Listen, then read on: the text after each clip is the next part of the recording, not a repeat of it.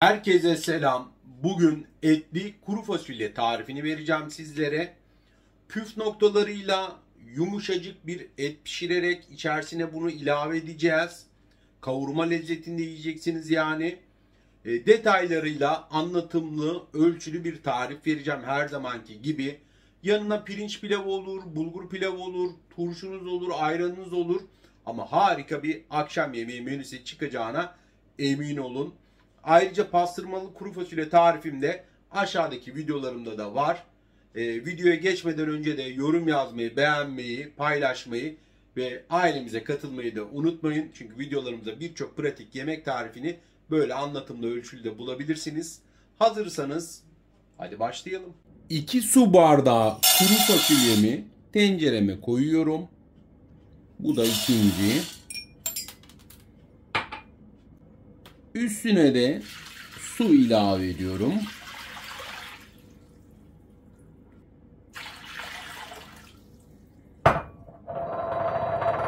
Bir tatlı kaşığı da tuz ilave ediyorum. Sabaha kadar kuru fasulyelerimi suda bekleteceğim.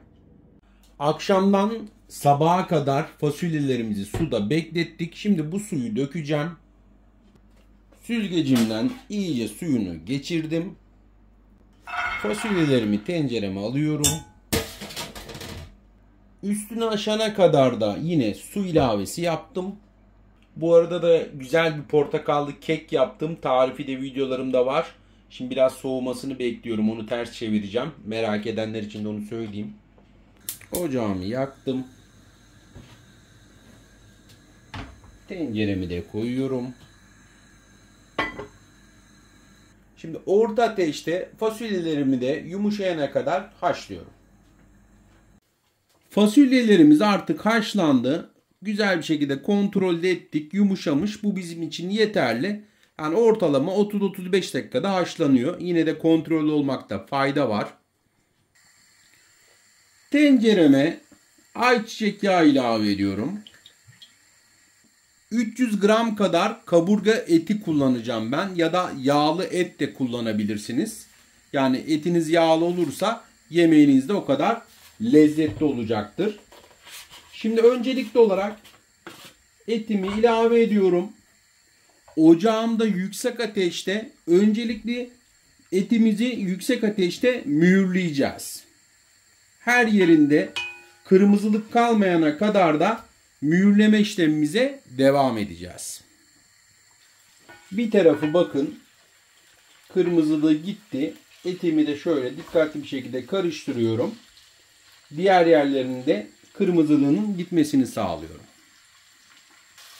Şimdi kapağını kapatıyorum.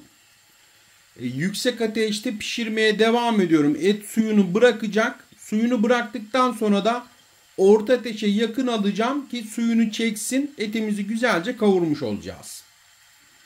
Etimiz bakın 5 dakikada suyunu bıraktı. Yüksek ateşti. Şimdi ocağımı orta ateşe alıyorum. Şöyle bir de karıştırıyorum. Etim de yağlı olduğu için çok güzel bir lezzet verecek yemeğimize. Karıştırıyorum. Ocağımda orta ateşe yakın. Yüksek ateşte değil yani. Kapağını kapatıyorum. Suyunu çekene kadar etimi kavurmuş olacağım. Etimiz suyunu çekti. Biraz da tereyağı koyuyorum. Bu eti daha da yumuşak hale getirecektir. Tereyağımla da güzelce kavuracağım. Özellikle kavurma yemeklerinde böyle kavrulmasına yakın bir yemek kaşığı tereyağı koyduğunuz zaman gerçekten etinizin yumuşamasına da fayda sağlıyor. Şimdi bir soğan, 2 diş de sarımsağımı da ilave ediyorum.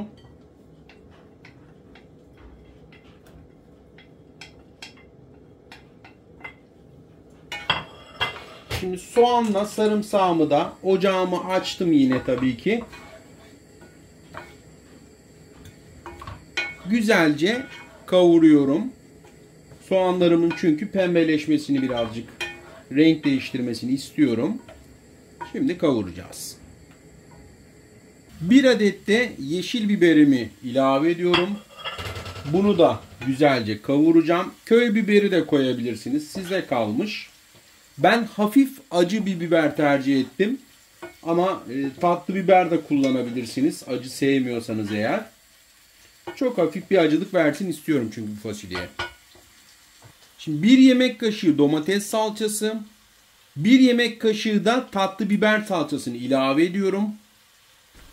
Güzelce salçalarımızı da ekşiliği gidene kadar salçaların kavuracağız. Kokusu olmasın yani. 1 tatlı kaşığı tuz ilave ediyorum. Yarım çay kaşığı karabiber. Şimdi pul biber atmıyorum. Neden atmıyorum? Çünkü koymuş olduğum yeşil biber hafif acı olduğu için daha fazla acı hale gelmesin diye pul biber koymuyorum. Eğer sizin koyacağınız yeşil biber tatlı olursa damak tadınıza bağlı 1 çay kaşığı pul biber ilave edebilirsiniz. Haşlamış olduğum fasulyeden de suyundan ve fasulyenin kendisinden biraz ilave ediyorum önce.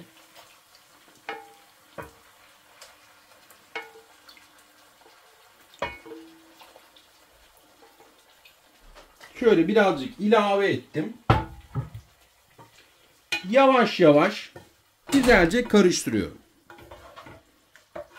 Eğer baktınız ki haşlama suyuna koyduğunuz fasulyenin suyu çoksa hepsini ilave etmek zorunda değilsiniz.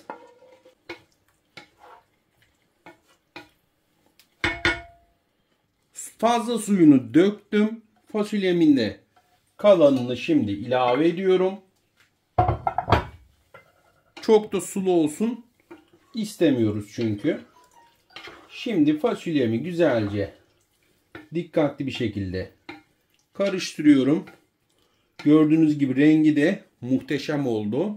Harika bir renk verdik. Etli kuru fasulyemiz kısık ateşte bir 5 dakika sonra hazır hale gelecek. Çok haşlamış olduğum fasulyenin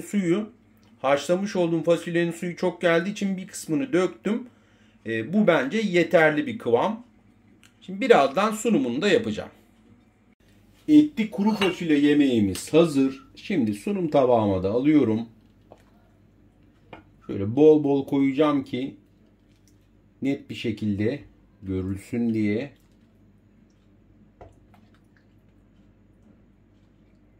Gerçekten şahane duruyor. Yanına bir de pirinç pilavı ya da bulgur pilavı damak tadınıza göre turşu, ayran, harika bir akşam yemeği menüsü. Nefis etli kuru fasulye yemeğimiz artık hazır. Yanına bulgur pilavı, pirinç pilavı, damak tadınıza bağlı tabi. Hangisini seviyorsanız yapabilirsiniz. Turşu olur, ayran olur. Çoğunluğumuz böyle yanında bir de soğan severiz. Ama tam kıvamında harika bir etli kuru fasulye yemeği yiyeceksiniz. Pastırmalı kuru fasulye tarifim de videolarımda aşağıda var. Serkan'ın Mutfağı Yemek Tarifleri ailemize katılın. Yeni tarifleri de kaçırmayın. Sizleri seviyorum. Görüşmek üzere.